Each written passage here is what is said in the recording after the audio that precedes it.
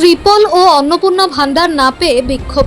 ভোর থেকে লাইন, তবুও মিলছে না ত্রাণ। ক্ষুব্ধ মহিলাদের অভিযোগ, ত্রিপল এবং সরকারি খাদ্য সহায়তা অন্নপূর্ণা ভান্ডার না পেয়ে বিক্ষোভে ফেটে পড়লেন এলাকার মহিলারা। ভোর থেকে লাইনে দাঁড়িয়েও ত্রাণ না মেলায় ক্ষোভ উগরে দিলেন তারা।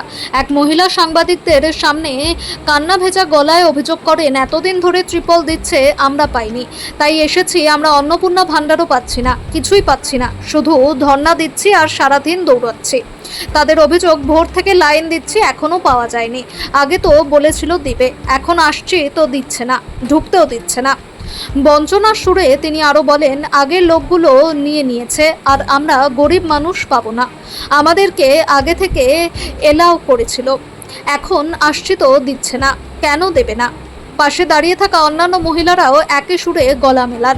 ত্রাণ বন্টনে স্বচ্ছতা ও সময় মতো সাহায্য পৌঁছে দেওয়ার দাবি তুলেছেন বিক্ষোভকারীরা। প্রশাসনের তরফে এখনো কোনো প্রতিক্রিয়া পাওয়া যায়নি।